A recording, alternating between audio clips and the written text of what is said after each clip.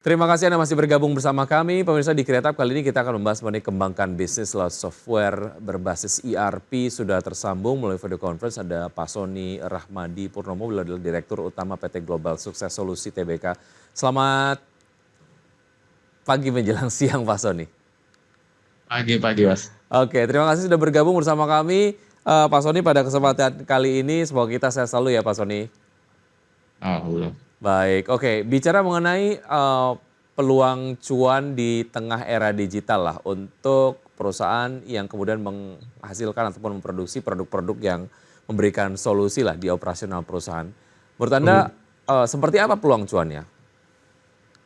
Ya, peluang cuan di industri ini khususnya untuk melihat di era digital menjadi sangat-sangat besar. Karena memang dari basis pasarnya sendiri Indonesia merupakan negara dengan jumlah penduduk nomor 4 terbesar di dunia. Dan notabene juga kemudian secara market khususnya di B2B, karena memang kami fokus dari tahun 2014 hingga sekarang di segmen B2B khususnya di produk ERP, itu di Indonesia lebih dari 60 juta penduduk, 60 juta perusahaan ya, mulai dari skala kecil hingga skala besar. Dan faktanya adalah 60 juta lebih perusahaan atau institusi di Indonesia yang membutuhkan, yang merupakan market digitalisasi, itu jumlahnya lebih besar dengan total jumlah penduduk Korea Selatan itu sendiri, Mas. Jadi Oke. bayangkan saja, kemudian kalau Korea Selatan itu dari anak kecil sampai besar itu dihitung jumlahnya, ini perusahaannya saja lebih besar dari jumlah penduduk di Korea Selatan atau bahkan di Taiwan atau bahkan di beberapa negara di Asia Tenggara. Sehingga memang marketnya Besar untuk di sekali. Indonesia sendiri dengan problematikanya yang makin banyak ekuivalen dengan peluang dan kebutuhan untuk digitalisasi mau tidak mau membuat tidak hanya kami yang merasakan, mungkin rekan-rekan competition partner juga merasakan. Itu kemudian dirasakan oleh pemain-pemain dari luar yang berbondong-bondong datang ke Indonesia. Sehingga saya pikir sih peluangnya masih sangat-sangat besar. Oke, apa sih yang kemudian membuat perusahaan-perusahaan ini berbondong-bondong membutuhkan software-software yang dapat mendukung operasional mereka dalam digitalisasi? Apakah karena memang value-nya yang kemudian membuat operasional perusahaan menjadi lebih mudah, atau ada tren kah sehingga karena secara partner berbisnis sudah melakukan digitalisasi, kemudian ini juga men-trigger user untuk akhirnya oke saya juga akan lakukan digitalisasi deh gitu, atau apa menurut Anda? Ya, kembali dari kebutuhan sebenarnya. Ya. Jadi start dari kebutuhan atau problem yang mereka alami sendiri. Ujung-ujungnya sebagai entitas bisnis, perusahaan-perusahaan di Indonesia, ujung-ujungnya adalah bagaimana performance perusahaannya menjadi lebih baik dari tahun ke tahun. Ujung-ujungnya adalah bagaimana cuannya lebih bagus atau lebih besar lagi.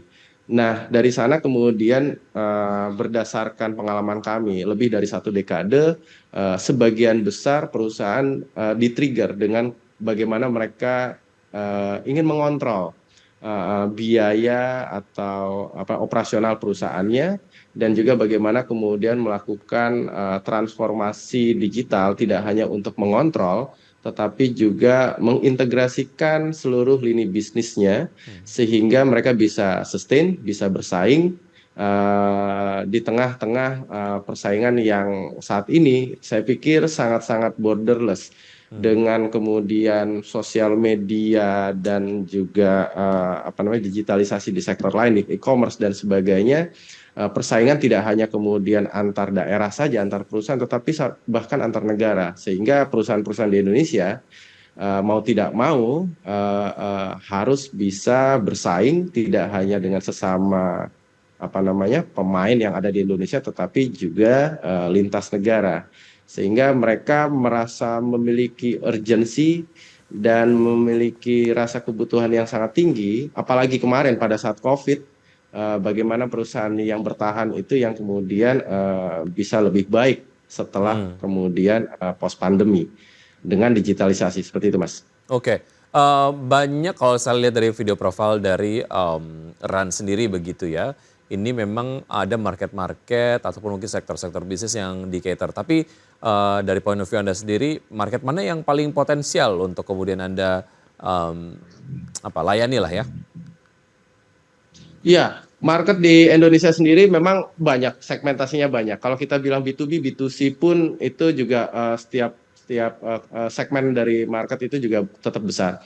Tetapi karena kami memang memfokuskan untuk di industri atau kemudian di B2B, kita melihat dari 10 sektor industri yang memang berkontribusi terhadap 84% lebih PDB di Indonesia, mulai dari industri pengolahan hingga kemudian industri pendidikan. Industri pendidikan sendiri itu kontribusinya sekitar 500-an triliun per tahun dari PDB di Indonesia. Sedangkan kalau kemudian kita melihat data BPS tahun lalu saja, untuk kemudian di industri pengolahan itu lebih dari hampir 4.000 triliun PDB di industri pengolahan atau manufacturing. Sehingga kemudian kami melihat memang sektor-sektor yang memiliki kontribusi terhadap PDB besar seperti industri pengolahan, industri pertambangan, kehutanan, hingga kemudian pendidikan yang kontribusinya tadi sekitar 80-an% dari PDB merupakan sektor yang sangat menarik. Namun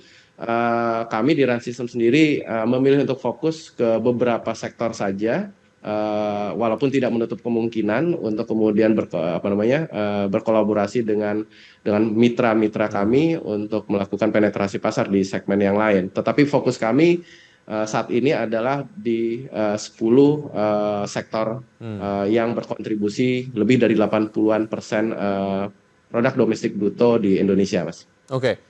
Dari point of view user, tantangan apa sih yang biasa mereka hadapi saat ingin melakukan digitalisasi proses operasional?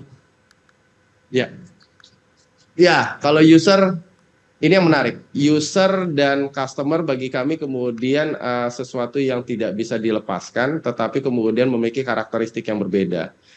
Sebagai pemangku kepentingan, umumnya para eksekutif perusahaan dan pemilik perusahaan memiliki point of view yang sedikit berbeda dengan usernya sendiri. User pasti kemudian bagaimana melakukan transformasi digital itu semudah mungkin. Namun kemudian customer dari sisi eksekutif maupun owner perusahaan atau direksi perusahaan itu menginginkan hasil dari investasi atau hasil dari transformasi digital itu bisa langsung berimpact pada kinerja perusahaannya. Sehingga memang tantangannya adalah bagaimana kemudian melakukan perubahan. Karena segala sesuatu yang kemudian sudah terbiasa lama, apalagi yang manual, Mas, itu memang agak extra effort lah ya, extra effort. Tetapi saya percaya apalagi semenjak post pandemi kemarin, pandemi udah selesai, awareness untuk market di Indonesia untuk melakukan transformasi digital, mengadopsi beberapa proses digitalisasi di perusahaannya itu menjadi lebih masif lagi, sehingga kemudian ekosistem yang kemudian bermain bukan saja kemudian feature maupun perusahaan ya, tetapi ekosistem yang kemudian membuat proses transformasi digital di Indonesia menjadi lebih cepat dan lebih baik lagi. Baik, usai jeda berikut ini Pak Sony kita akan membahas mengenai solusi-solusi apa yang dihadirkan oleh Run System usai jeda berikut ini, dan pemirsa tetap bersama kami akan segera kembali. Terima kasih Anda masih bergabung bersama kami pemirsa di Creatap, dan kami masih berbincang bersama Pak Sony Rahmadi Purnomo, Direktur Utama PT Global Sukses Solusi TBK. Bicara mengenai solusi apa saja yang ditawarkan oleh Run sendiri kepada user, karena tadi kita bicara mengenai challenges yang mereka hadapi pada saat mereka ingin melakukan digitalisasi ya untuk operasionalnya. Solusinya apa saja, Pak Sony? Ya, kami produk utamanya adalah Run System ERP. Kita kasih nama juga brandnya Run System ERP, di mana positioningnya sebenarnya adalah untuk melakukan integrasi bisnis di perusahaan-perusahaan, semua proses bisnisnya dari hulu, dari procurement hingga kemudian ke manufacturing, hingga kemudian ke aktivitas sales dan pasti kemudian terintegrasi ke fungsi-fungsi di accounting dan finance. Kenapa kemudian 2014 hingga sekarang kami fokus ke sana? Karena memang mayoritas pengguna di Indonesia itu memiliki keterbatasan pilihan karena supply-nya hanya ada dari luar negeri. Yang saat ini masih didominasi oleh brand-brand dari luar negeri. Walaupun report terakhir, alhamdulillah, baru kemarin sore kami melihat dari salah satu Big Four, kita bisa dikatakan lebih baik dibandingkan beberapa software atau aplikasi sejenis yang dari luar negeri. Nah, selain dari ERP sendiri, kita punya beberapa produk yang lain, mulai dari IKAS itu untuk kemudian untuk melayani atau kemudian membantu perusahaan mikro bahkan kecil digitalisasinya dengan point of sales.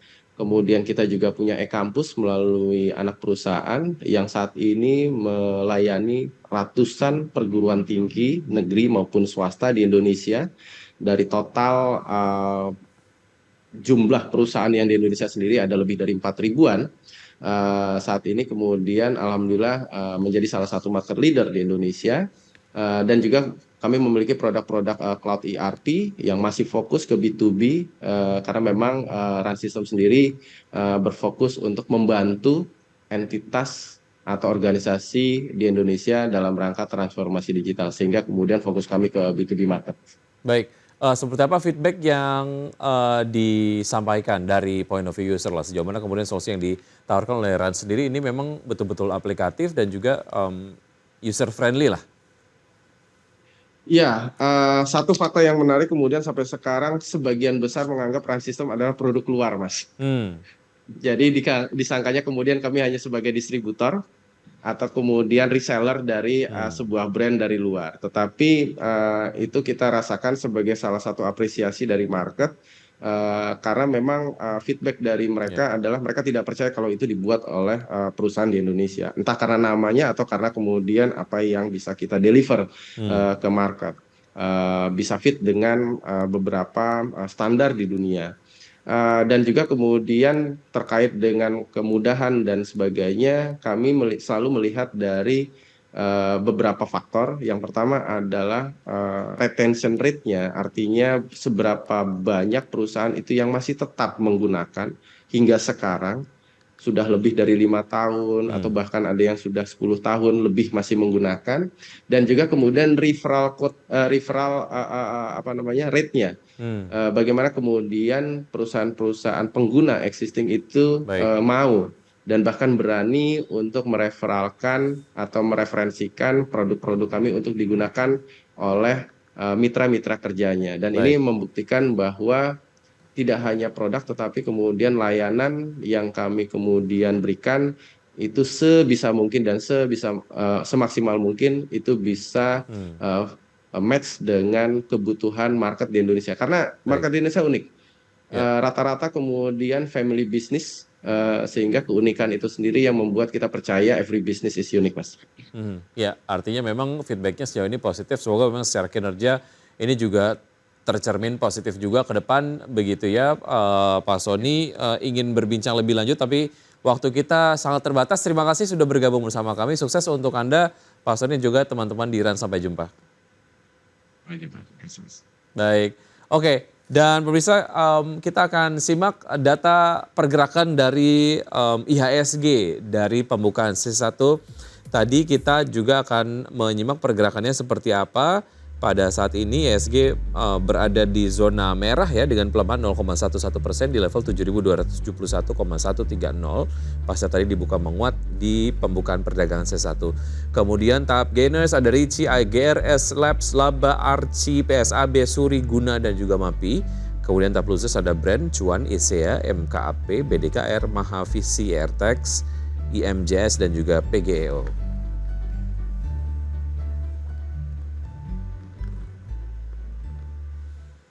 Ya, sudah 90 menit kami menemani Anda dalam Power Breakfast. Semoga pembahasan hari ini dapat menjadi referensi dan sumber informasi untuk Anda.